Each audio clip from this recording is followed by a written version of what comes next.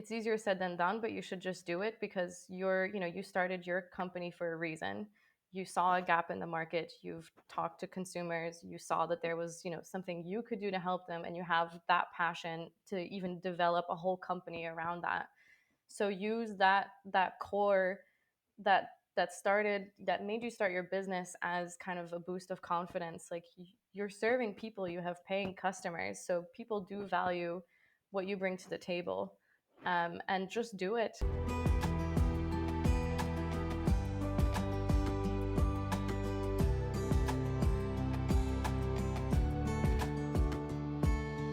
Welkom bij Women Disrupting Tech. Mijn naam is Dirk-Jan Hupkes en in deze podcast ga ik op ontdekkingsreis in de wereld van vrouwen in de technologiesector. Ik ga in gesprek met vrouwen die in tech werken of oprichter zijn van een tech-startup. Ik ga op zoek naar het antwoord op de vraag hoe zij er wel in geslaagd zijn om succes te hebben. Met andere woorden, hoe zij de technologiesector disrupten. Luister je mee?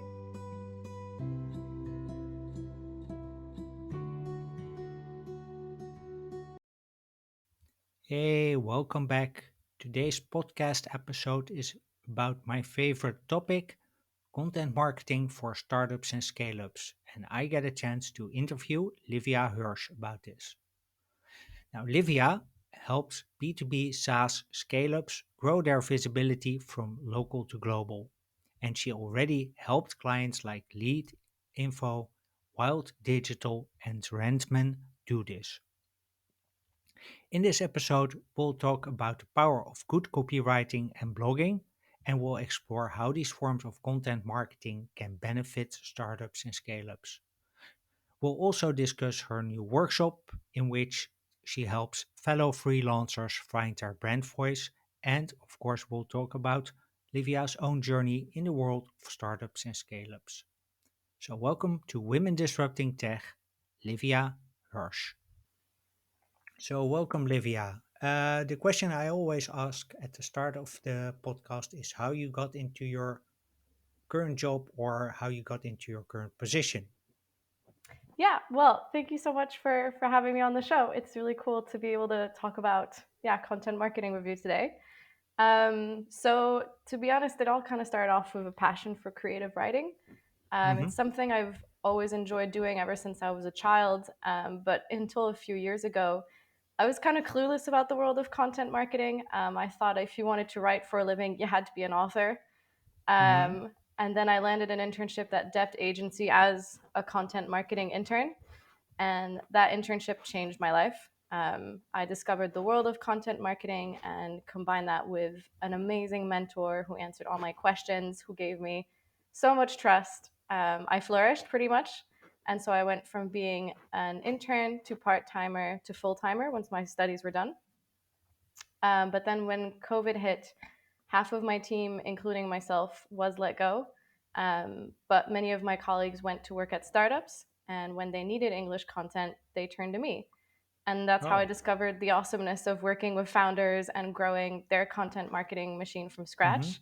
And so that's been my focus for the last few years. It's helping Dutch or foreign startups reach international markets via English content and web copy. Cool. You don't have a background in marketing, though. As I understand it, you have a background in fashion. So, how does that match up?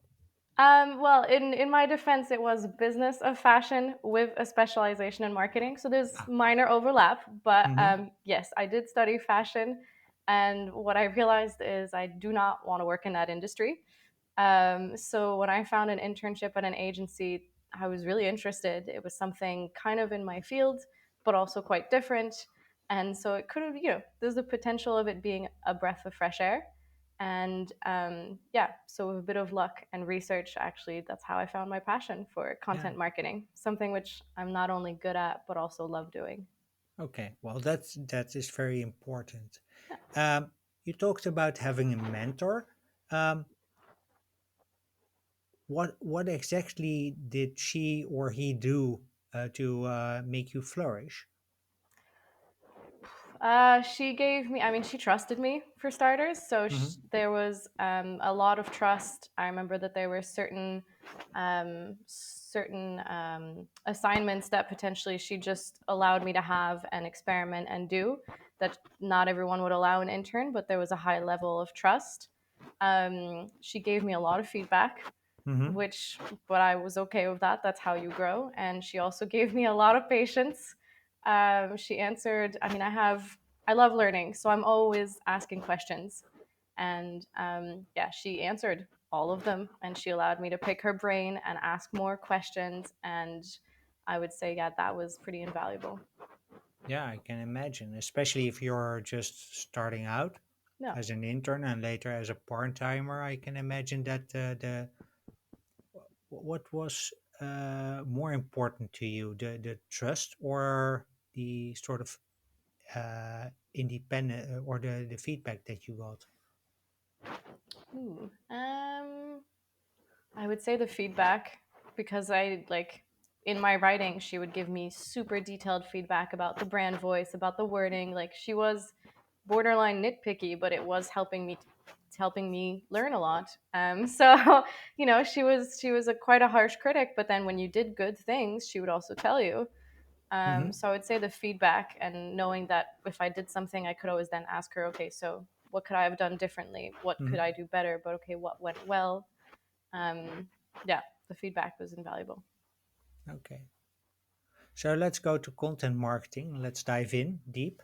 Uh, why do you think it's important, especially important for startups and scale-ups? How can it help? Well, content marketing is really important because okay, start at the beginning. Mm-hmm. um, Scale ups and well, startups and scale ups need to be able to stand out from the crowd. They're often looking to generate more eyeballs on their offering, and they need that people need to know that they exist. But they also want to retain their limited customer base because they don't want to lose them to bigger competitors in the Mm-hmm. market, which is a very real threat. And pretty much content marketing nails all those helps them hit all those nails on the head. Yeah. So it helps them achieve all of that. It highlights their personality, their expertise. It can also help you passively nurture leads via different formats of content. And it shows your awesomeness, how you're knowledgeable about certain topics, which can all help you stand out from the crowd. So ensuring people buy from you and not anybody else. Okay. And how does social media marketing play into this? Social media is really important. It acts as a megaphone for your brand, pretty much. So you can use it to promote and distribute your content to a wider audience, giving Mm-hmm. your brand awareness a boost. It's another platform also for you to share your personality and your expertise and shout, metaphorically speaking, from how you're different from your competitors. So it's really important that it content marketing and social media marketing go hand in hand. Mm-hmm. Be present on the platforms that your target audience is on. Connect with them, listen to them, be a part of conversations by posting or commenting, and keep building that awareness for your brand and your offering. Okay, so generally, I don't know about you, but what I found out over time is that startups have basically two problems. One is with content marketing. One is that they know they have a lot of knowledge, but they don't have a lot of time to uh, put that online. And the second is, uh, yeah, what people refer to as imposter syndrome. Why should they listen to me? I'm just a startup. How can you give me some feedback on both of those arguments? Yeah, no, those are very valid. I think the first one is the one I encounter the most. Mm-hmm. And I would say that there it's starting small, and knowing why you want to post content. So don't do it because your competitors are doing it. Have a really clear reason why you want to post, and then Mm-hmm. start small. If you don't have time to write 5 blogs per month, start with one. If you're really struggling with LinkedIn and building your personal brand, start by commenting a bit more and then one post a week. You don't have to instantly go 0 to 100. So Mm-hmm. start, if you want to start posting blogs, okay, start with how many per month is the dream goal, and break that down. How can you achieve, what does that mean? So you want to post 2 blogs per month. How much time would that take you? If it takes you 8 hours, okay, would that be a day that you'd prefer to block off, or would that be 2 days or 8 hours over a week? So really breaking it down into concrete goals can really make it feel more manageable. Mm-hmm. And then as for imposter syndrome, I think we've all been there. Yeah. Posting on LinkedIn. Uh-huh. Um, I would say that it's it's easier said than done, but you should just do it because you started your company for a reason. You saw a gap in the market, you've talked to consumers, you saw Mm-hmm. that there was, something you could do to help them, and you have that passion to even develop a whole company around that. So use Yes. that core that made you start your business as kind of a boost of confidence. Like, you're serving people, you have paying customers, so Mm-hmm. people do value what you bring to the table. And just do it. I'm gonna be, yeah, kind of cliche and say just try it and get feedback, because especially with content marketing, there's not too much that can go wrong. Worst case scenario, you publish a blog and nobody sees it. You've wasted time, but you haven't wasted any money. You haven't, nothing's bad's happened. So you can just, you can see, why have people not seen it, or hear from customers, oh, that's not what you wanted to hear from me. So then we need to write a different blog. But also the negative is pretty small. Yeah. And the negative is there anyway. No, It's as we say in Holland, you have the no, and you can get the yes. no, no, Uh, yeah, I think those are both valid points.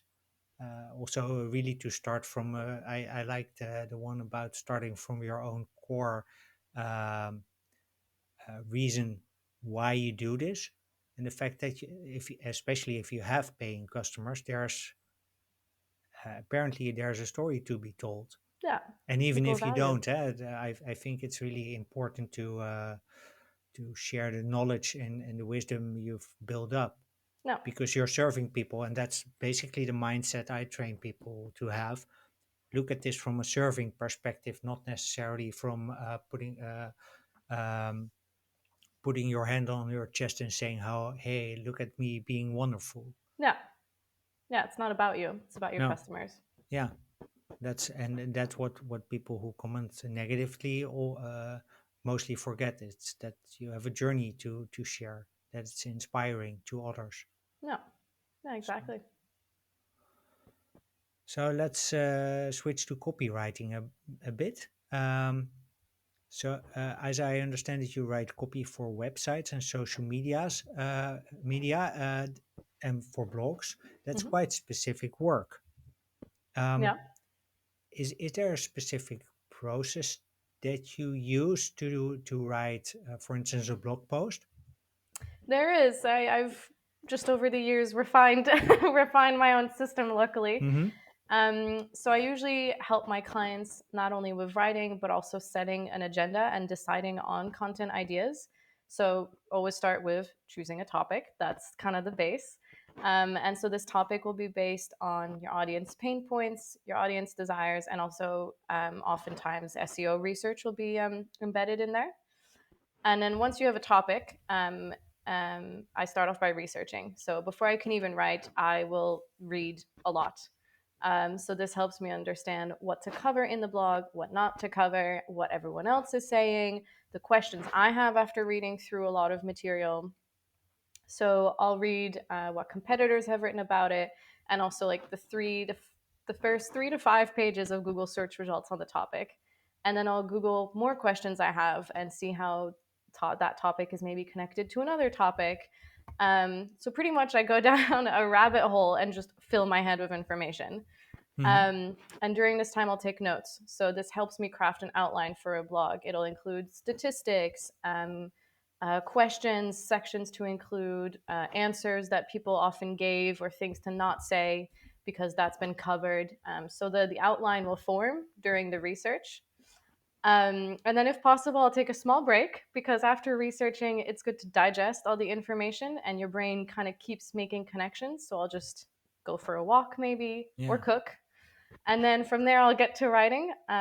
So because my outline's pretty complete, yeah, the writing part's pretty easy by that point. So I'll just write up a first draft and let that sit, and then revisit it again. So editing words, my maybe grammar mistakes, making paragraphs more powerful, or removing sentences that don't make sense or that don't add anything. So this is when the blog really comes together, Mm-hmm. and then that's it, and then it's done. So I'll send it to the client for a read through, and on average that process takes me about 5 to 6 hours in total for a lengthy blog of about 2,000 words. So that's including the research that you do, Yeah. because that's quite quick. Yeah, well, I mean, that's about 3.5, 4 hours, so I'll spend more than 50% of the time researching, and often Yeah. even when writing I'll do a bit more research because I'll be like, oh, like somebody mentioned this, where did they get this statistic, or somebody, so Yeah. it'll come Really, up again. really been through to find the core. No, no. Okay. That's yeah. The way I do it is usually do also start with the try to find a good topic, but I always start writing the outline, the sort of argumentation tree. So the point that I want to make sure that it ends at the call to action. And then but then I start doing a lot of research indeed. But I Mhm. generally I take a bit more time reading it, all those links, finding out what others say, also finding relevant authors. No, So not all. Also looking at the first 3 to 5 pages. Not I'm a huge nitpicker on, okay, this is a relevant competitor. Oh yeah, maybe this is, like, I work for a medical startup, or two medical startups now, and I try to avoid the competitors with pharmaceutical solutions because both are not in that space. no, no. So that's a Well, and bit I don't doubt their research is even more important in the yeah, medical sector. But also, something to be wary of that I always pay attention to is when you find statistics, how old are they and yeah. where are they from? Because they'll be Hmm. like, I remember once I was writing a blog and everybody was citing that exact same statistic. It was like, people are using the exact same word every single time. Is that because that's actually true, or because one person jumped on the hype train? And Yeah. so making sure that statistics, that they're true when they're cited, that is what they meant and not something else, because it can be very easy to let off a part of a sentence and be like 30% of people said this. It might not always be black and white. No. Yeah, there's this famous 95% of startups fail statistics, and I Yeah, found yeah. out that it's not really 95%, not even close to 95%, to Wow. be Wow. completely So honest. what's the actual statistic? I don't remember, but it's somewhere around the 50 to 70% mark. So it's like really Wow. way, way, way lower. Yeah. And I was like, but the statistic originally was, if I remember, if I researched this correctly, I think it was about starting companies. So that's a lot of companies fail in the first 6 months. Why? Mm. Because they run out of money, they run out of ideas, or life takes over.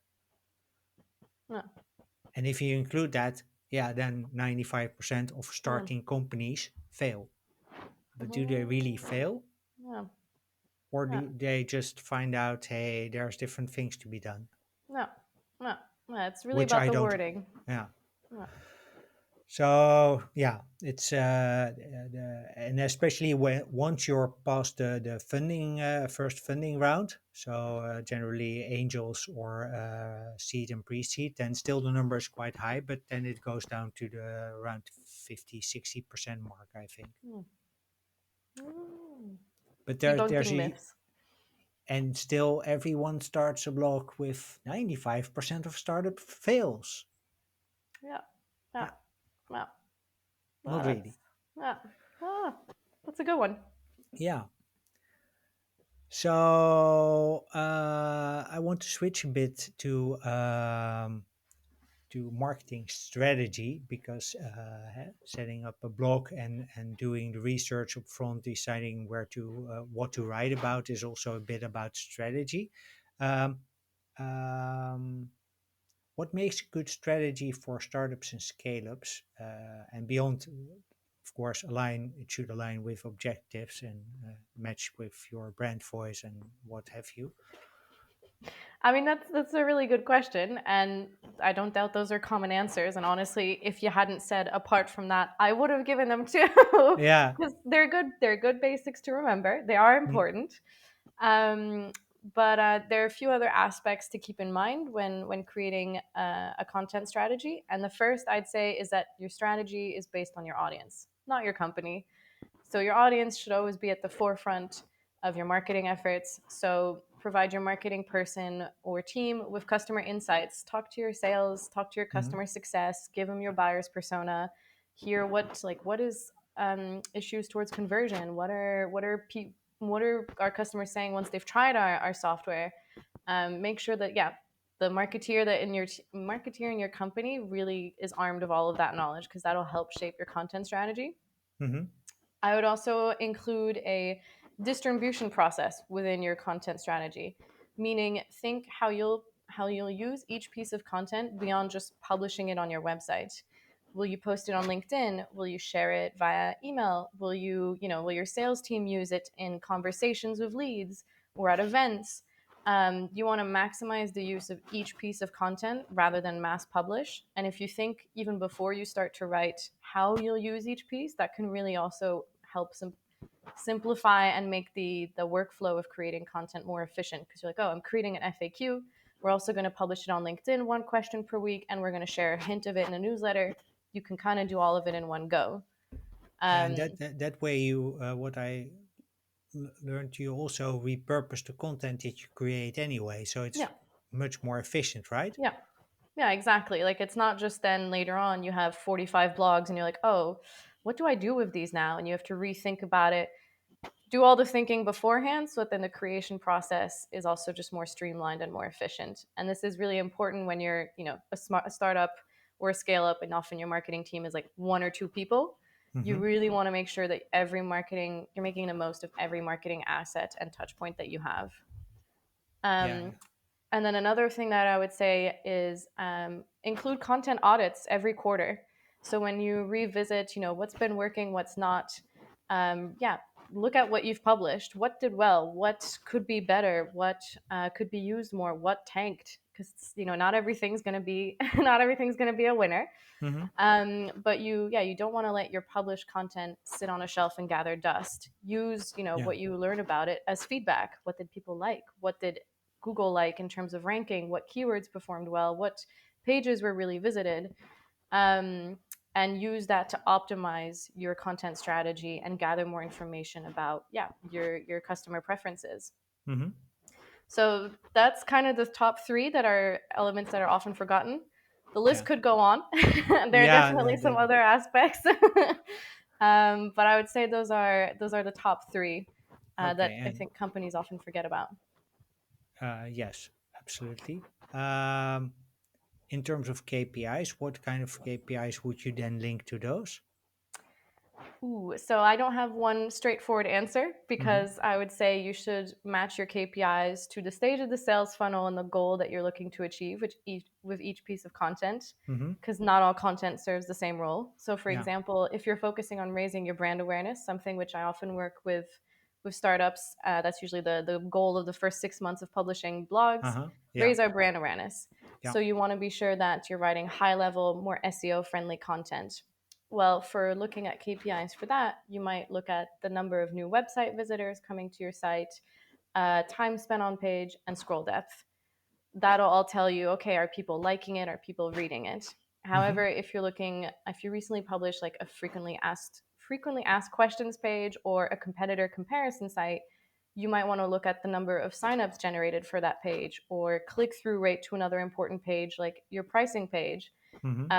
or contact requests, because that would be more for bottom of the funnel type of content. Mm-hmm. So every piece of content should have its own rules and therefore, yeah, their own KPIs that should match that. Clear. Uh, so you help companies find their brand voice, Yeah. and you also have a workshop about that for freelancers, which Yeah. we'll discuss in a bit. But what is a brand voice? Well, you probably want your online voice to sound a certain way when you write. You want to communicate certain aspects of your brand or your personality. So your brand voice is just that. It's your personality. It's how you show up across all forms of communication, from your website copy to a LinkedIn post to blogs, newsletters, all of that. But let's make it a bit more concrete just to give you an idea. Mm-hmm. Imagine you go to a dinner party. How would you show up? How would people describe you? Are you outgoing and loud? Are you bubbly and the one talking with everybody? Are you a Mm-hmm. bit more quiet and reflective and talking about very deep conversations with one or two people? Yeah. And what would you be talking about? What topics do you want to avoid? That dinner party guest is like your brand voice. So that's kind of how I always like to picture it for my clients. Okay. And do you take that from, let's say, the founder perspective? So do you really personalize that around the founder, or do you uh, take a sort of hybrid that or avatar that would work for the customer? It really depends on the stage of the company. So if it really is just like small startup with a Mm-hmm. team of like three, then it would be more of the founder's perspective. And it's also obviously the customer, their target audience, and their offering does play a role in all of that. But it Mm-hmm. would be based on the founder's perspective. If it's more of a scale up where they already have, 15, 20 employees, it might be founder, CEO, CMO, maybe head of sales or somebody, like all the right decision makers would all get a say. And then it would be a bit more of an interactive process where everybody gets to get a bit of a say and help decide rather than just one person, because by that point, the founder might not be as involved or might not be the only one dictating all the decisions in the company. Mm-hmm. Yeah. And how do you do this in terms of content approval? Because you also send blogs and I guess also social media posts to the back to the customer. Mm-hmm. Um, do you then ask for input from only the person, so let's say the chief marketing officer or the person responsible for marketing, or just do you also involve other people? I think it quite depends. I would say, yeah, it really depends per client. Some of them I've had the CMO and the founder look at it. Mm-hmm. However, oftentimes I do try and keep it to one person, because the more people you have involved, the more feedback you get, the messier it gets, and the more, well, I prefer this or I prefer Yeah. that kind of feedback you get, Mm-hmm. which is more difficult to work with than actually this is not what we do and this a customer wouldn't resonate with. Yeah. So it really depends on the client, I'd say. But I try and keep it at one person, and in order to achieve that, usually beforehand there'll be a lot of, like, I'll ask for a product demo and a chat with the CMO to Mm-hmm. understand the brand voice, the persona. So get a lot of background information and show that I can understand it. So that then also when I present them with a piece of content, it reflects everything they've already given to me. Yeah, and especially that last bit is really important to Yeah. them too. So many startups are still, especially early stage, they're still changing a lot. Um how do you then find your brand voice in a way that it's sort of some continuous continuity to it, or do you let the change be the continuous factor in that? I mean, a bit in that, like, developing your brand voice is an ongoing process. It's not Hmm. a one-off thing that you do that then cool, these are a brand voice forever Yeah, and we can never change. So it should definitely evolve with you as your company evolves. yeah. Um, so, always keep in mind your target audience, your competitors, and your brand values. And as those change, it's definitely good to adapt your brand tone of voice. Um, so yeah, periodically I'd say review it. Like what you start off with, ideally your branding is always going to be your core. Hmm. So that will evolve, but it's not going to dramatically change 180. And it'll be Yeah. the same with your brand voice. ideally it'll evolve, but you're not going to go from being the funny, friendly neighbor next door to super serious, 100, like only professional, whatnot. Like that would alienate the target base that you've Yeah. accumulated. Mm-hmm. But it is good to review it. So periodically, once a year, review your company position, your brand voice, and adjust it. Learn like, oh, people have found that our more personal content and funny side really resonates with them. So let's make sure that our content is a bit more fun. Yeah. You can definitely, yeah, evolve it like that as long as you keep reviewing it. Yeah, I'd say about once a year, and then make sure that you have a plan to train and educate all of your employees on every year what that means, what is your Uh-huh. tone of voice, Yeah. yeah, how that impacts them in their all forms of communication. Because I think that's Mm. usually the biggest disconnect is decision stake like C-level executives will have this great idea and then the salesperson that's calling is like, I don't know what that means for me. Yeah. So making sure that you update your employees every single time that you make a small change. Communication about that is really important, right? Yeah, yeah, and it can often be forgotten, Yeah. but that's something I've done usually when I help companies decide their on well, um, not decide, but find their brand voice. Usually, one of the biggest things I'll do after is create a PowerPoint and do a presentation for the whole team. And whenever somebody new comes in, customer success or another freelancer or a marketeer, I'll present to them that tone of voice so everybody knows what it is. Yeah, and that's incredibly important to do that handover, and Yeah, also good to, think to review the brand voice to make sure there's you have a point in time where you say, okay, now we can develop it a bit further, and I guess also that's where the audits come in, the content audits come in, yeah, because yeah. then you find out what works for your customer. Yeah. Yeah, exactly. So audit your brand, audit your content. It's good to always kind of reflect, especially as you're growing. Mhm. The first 5, 10 years, it's really good to kind of see, okay, what's been going well, what hasn't. Yeah. So I have an arrangement with one of my previous guests, Jacqueline van den Ende, to make this podcast irrelevant in around 10 years from now. And irrelevant here means that diversity in tech does not need a lot of attention anymore because it's considered normal. Maybe then the topic is still relevant, but who knows? But what would be your content marketing advice to achieve this? What things should I do?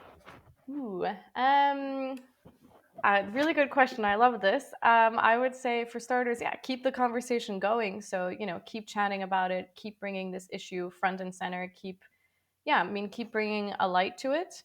However, for me, I would say rather than highlighting it as a like very obvious of like like we need more women in tech and whatnot, yeah, highlighting success stories, Yeah, highlighting different areas of expertise, highlighting in passively how we can make this happen and achievements and or room for improvement, because I think the doom and gloom and the keep being super obvious is what turns people off. However, managing to embed that conversation somehow in almost every aspect of people's lives is yeah, then really gets people thinking and just odd, like even subconsciously.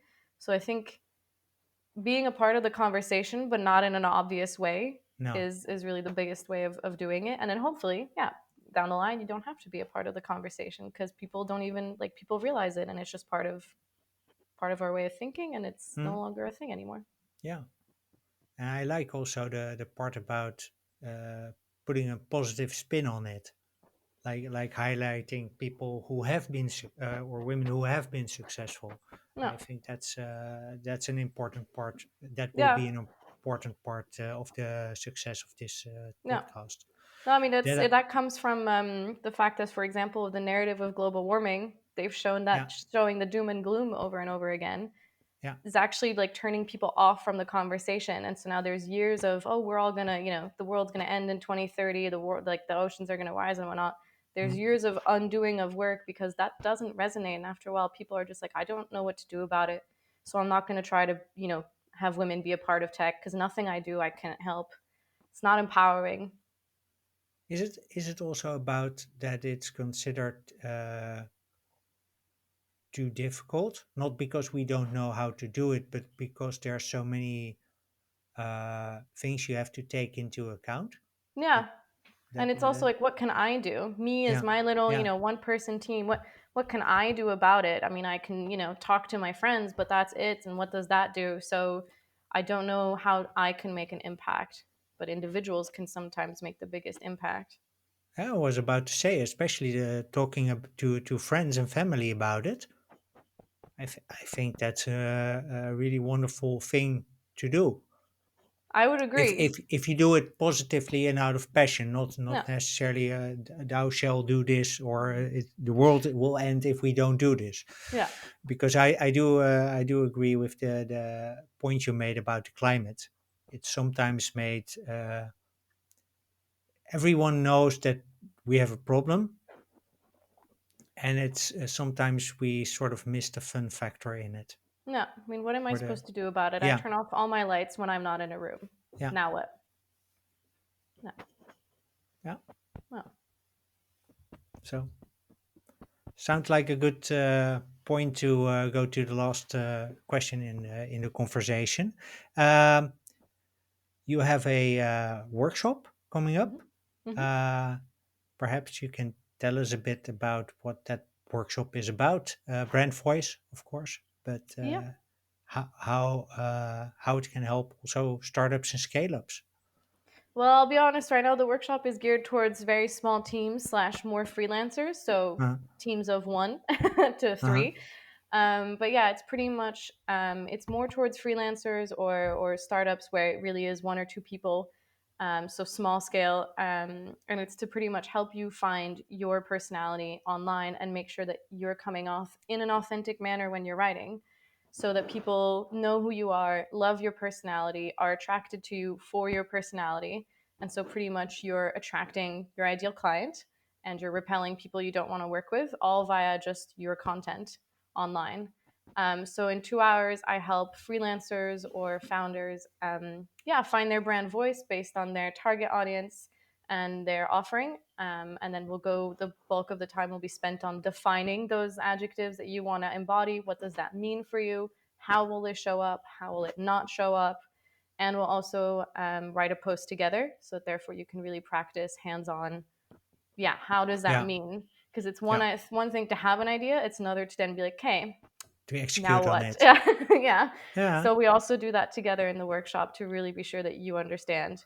And but I will highlight the fact that no matter what, it's good to experiment. So when you're just starting off, play around with yeah, it, play with what feels good, play with tweaking the wording yeah. and kind of how you want to come off, because yeah, that's then when you really try and embody those adjectives and how you want to show up. Cool. Yeah. Where can find people find the information about the workshop and about the other work you do? LinkedIn's the best platform to connect with me for now. So yeah, look me up. I'm Livia Hirsch, and feel free to reach out and connect with me. Say hi. That's also where you can find out more information about the workshop, or for example, let me know what you thought about this episode of podcast. Yeah, So yeah, LinkedIn is where to find me. good. And we'll include the examples and the links to the workshop and to your LinkedIn profile in the show notes. So, Nice. Livia, thanks for this wonderful conversation. And listeners, thanks for listening. See Yeah. you next time. Thank you so much for your time. It was really fun to chat with you today. Yeah, it was. Thanks. Yeah. Thanks. Well, that's it for this episode. Thank you very much for listening. Livia and I hope that you enjoyed our conversation. You can find all the links to Livia's website, social media profiles, and to her workshop in the show notes, and those you can find at womendisruptingtech.blog. On womendisruptingtech.blog, you can also subscribe to updates so you are the first to learn when new episodes go on air. If you want to listen to more episodes of Women Disrupting Tech, please follow the podcast on Spotify, Apple, and Google. And if you do, we'd love for you to leave us a review or a rating because that way you help others discover this podcast. And if you want to contribute to the goal of having more diversity in tech, please share this podcast with friends, family, and coworkers because this way you give my guests the platform they need to make this podcast irrelevant 10 years from now. Finally, if you want to connect with me, you can do that via the website and via my LinkedIn profile. Just look up my name and you'll find me. Thank you for listening, and I hope to see you in the next episode.